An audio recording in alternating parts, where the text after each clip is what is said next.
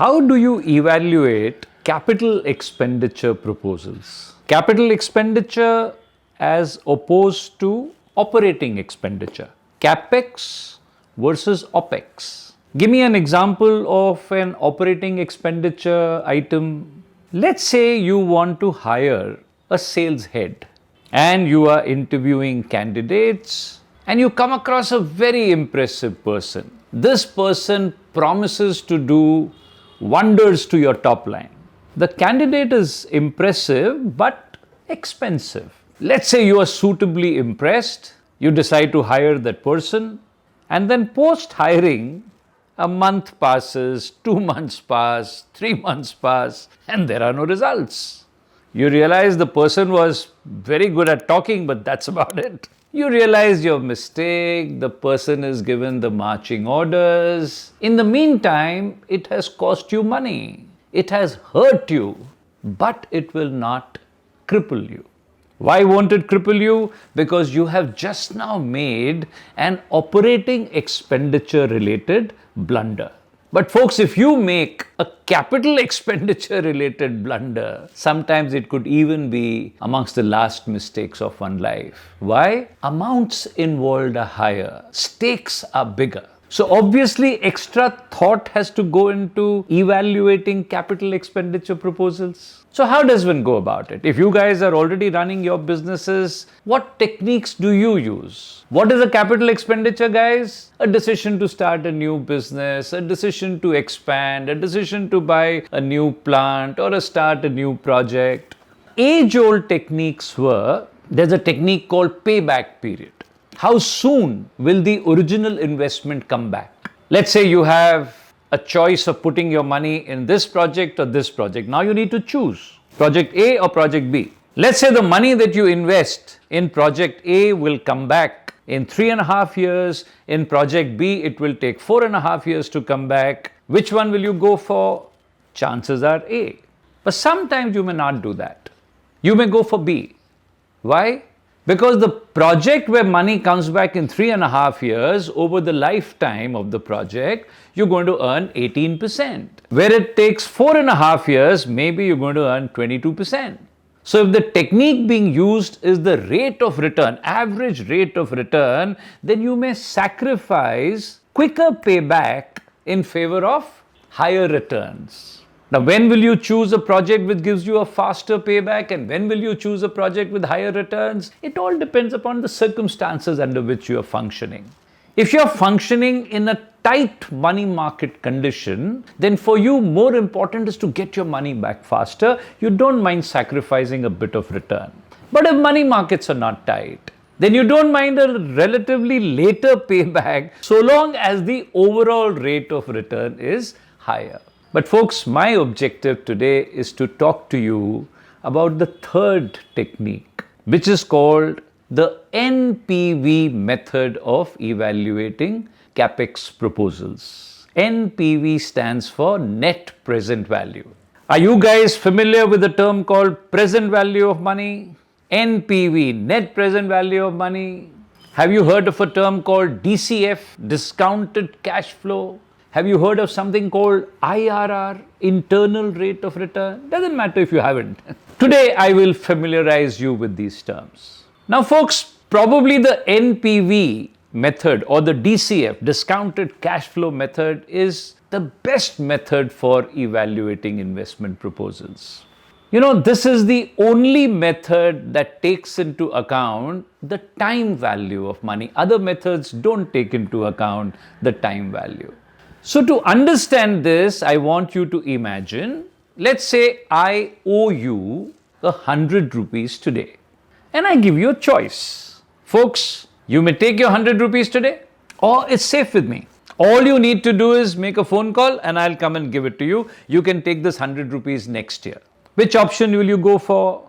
Now chances are you'll say, Anil, I'll take it today. Why? It's safe with me. I'm not even charging you for safekeeping. You will still probably go for today because you'll say, you know, Anil, if you give it to me today, I can invest this money. Let's imagine your ability to invest is at the rate of 10%.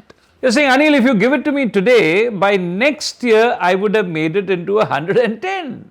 If you're going to give me 100 next year, then net I'm a loser. So folks, tell me, what is 110? 110 is the future value of 100 rupees today, which can be invested at the rate of 10%. This concept we are taught in school. 110 is the future value of 100 rupees today, invested at the rate of 10%. Now tell me, what is 100? 100 is the present value of 110 to be received next year if you apply a discounting rate of 10%. I repeat, 110 is the future value of 100 today, which is invested at 10%. 100 is the present value of 110 to be received next year, applying a discounting factor of 10%. This we are not taught in school. Exactly the opposite of future value. In other words, folks, 100 is the present value of 110 to be received next year. If I'm offering you 100 next year, then the present value of that 100 is well below 100, whereas I owe you 100 today. You are a loser. You'll say, Anil, I will take it today. Now let me give you another example. This time I owe you 100 next year, and I give you a choice. Guys, take it next year. Or you can take 90 today. Which option will you go for? Your ability to invest is 10%. Which option will you go for? This time you should say, Anil, I will take 100 next year. Why? Because the present value of 100 next year, discounted at the rate of 10%, is 91. Guys, it's just maths. If I give you 91 rupees today, and if you invest it at 10%, it will become 100 next year. So the present value of 100 next year is 91. How much am I offering you? 90. You should say, not interested. But had I offered you an amount greater than 91, you should have taken it. But folks, what if your ability to invest was 15%? Then even 90 is acceptable. Why? Because if your ability to invest is 15%, then the discounting rate we will use is 15%. 100 next year, discounted at 15%, is equal to 87 today. If I give you 90, you must take it. But if I offer you 85, you should refuse. Point is, in any project, you are investing today and you're earning in the future. You cannot compare what you invest today with what you will earn in the future. Bring down your future earnings to today's value so that the two numbers are comparable. Otherwise, it just might happen you invest 100 crores in a project, you earn 30 crores first year, 45 crores second year, 65 third year, 70 next year. Let's say you earn 250 crores. How much did you invest? 100. How much did you earn? 250. Sounds very interesting, very profitable. But folks, if you bring down every future inflow to present value, you just might find the present value of 250 in the future is actually lower than 100. Let's understand this with the help of an example. If you want to apply this method, how would you go about it? I'm going to give you a few steps.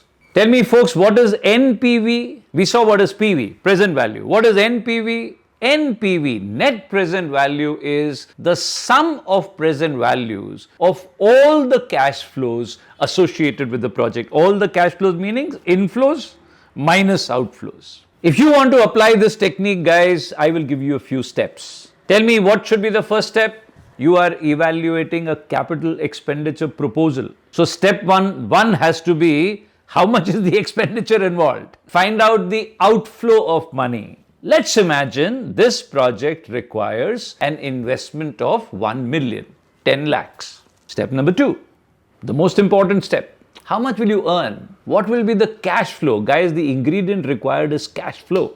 How much is the cash flow from this project? Folks, this part I would suggest should be done by amongst the most matured people in your organization. Because if you do foolish projections, you will reach foolish conclusions. And therefore, this is an art. This is the most critical part. And therefore, how you project, and you should do an optimistic projection, you should do a pessimistic projection, because you need to take a call, should this project be taken up or not? And unless you do this with the right seriousness that it deserves, you may not reach the right conclusions. So this project involves an investment outlay of 1 million. Your calculations show cash flow. How do you arrive at cash flow, guys? to the profit that the project earns, you should add back the non-cash item that you minus, like depreciation. So profit plus, let's say, depreciation will give you the cash flow. Let's say the cash flow looks like this: 1,372,000 or 13,72,000. 1 million was invested, 1,372,000 was earned. Now tell me, what is step number 3? We are applying a technique called discounted cash flow. So this cash flow needs to be discounted and brought down to the present value. This is future cash flow. What is the present value? Now, in order to do that, you have to decide at what rate will you discount. Tell me, guys, what rate should you discount at? You know, everybody, before making an investment or taking up a project, you should have an expectation level that I will not do this project unless I earn minimum so much. On what basis will you arrive at that? There are various criteria. You can use cost of capital as the benchmark. Whatever your cost of capital of your organization is, unless the project earns more than that, why should you do it? Or you can have a standard threshold that as a principle, we will not do any project unless we earn, let's say, 15%. Or, you know, everybody has alternate uses to which you can put your money. Guys, if I don't do this project, I can do something else. The worst case scenario is if you don't do this project, you can put it in a bank FD. Now, if this project earns less than the FD, what is your conclusion? Don't do the project, put it in FD, right? So you are giving up another opportunity to use this. So the opportunity that you've given up in order to take this one is called the opportunity cost. So good way is apply the opportunity cost to decide the rate at which you would like to discount. Let us say, for the sake of this example, the opportunity cost is 10%.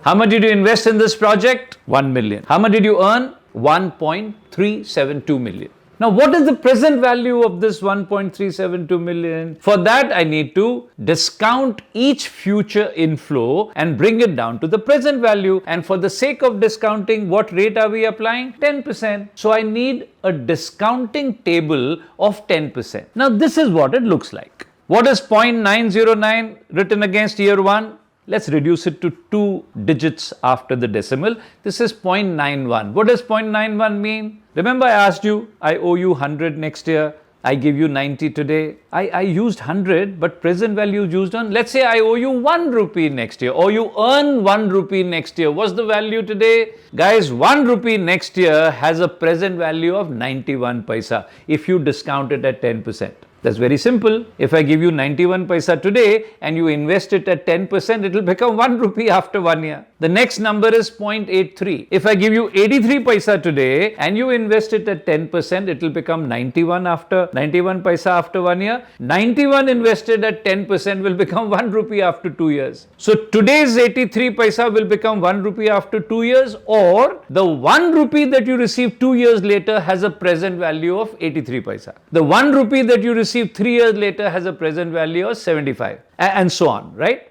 How do you get hold of this table? That should be the least of your worries. I'll give you 4 methods. Method number 1. If you guys are familiar with Excel, then you go to tools and you'll be able to create your table. Almost all of you probably are users of smartphones. So if you go to the App Store, you will be able to download numerous present value calculators free of cost. Method number 3, pick up almost any textbook on finance, and toward the end, as an annexure, you will find a ready reckoner kind of a table.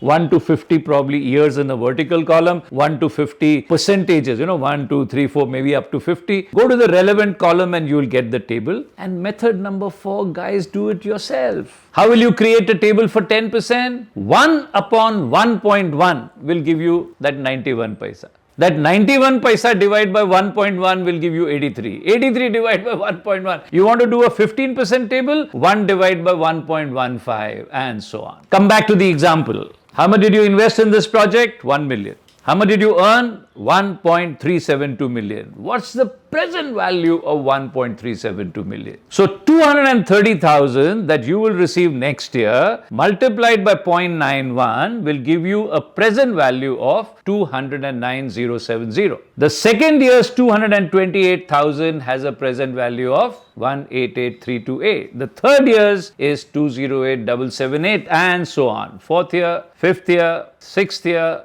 and the total works out to 1,014,118. How much did you invest? 1 million. How much did you earn? 1.372 million. What is the present value of this 1.372 that you'll earn in the future? Is 1,014,000. I hope everybody's okay so far. Now go to step number 4. Arrive at the net present value. What is the net present value? The present value of inflows minus the present value of outflows. Present value of inflow is 1,014,000. Present value of outflow is a million. NPV is 14,118. It is a positive number. What does it indicate, folks?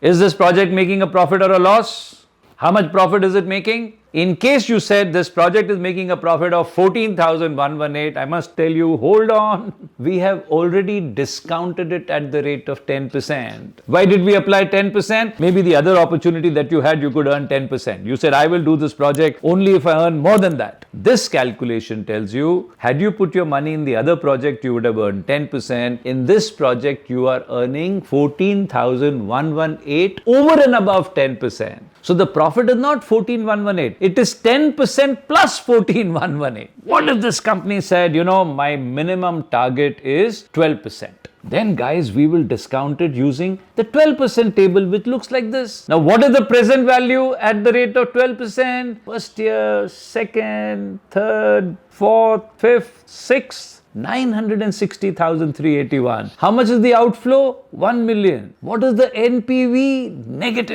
Negative 39,619. Is this project making a profit or a loss? If you said loss, hold it. We already understood this project is making a profit. If you said, I want to earn minimum 10%, this project is earning 14,118 over and above 10%. But if you said my expectation is 12%, then this project is earning 39,619 lesser than 12%. Now I know the project earns greater than 10%. The project earns lesser than 12%. But how much does it earn? Guys, till such time, the NPV is a positive number. The earnings from the project are higher than the discounting rate applied. When the NPV is a negative number, the project is earning a rate of return lower than the rate applied. And the rate at which the NPV is 0 is called the IRR, internal rate of return. Suppose the IRR works out to 11.5%. That means if you apply the discounting factor of 11.5%, the NPV will be 0. The outflow and the discounted value of inflow will be the same. That is called internal rate of return. Some other day, some other video, I will tell you how to calculate the IRR, a formula-driven answer for that. Let me know whether you like this video. Give me your comments, whether everything was clear or something was not clear. As usual, I love reading your comments and I look forward to those.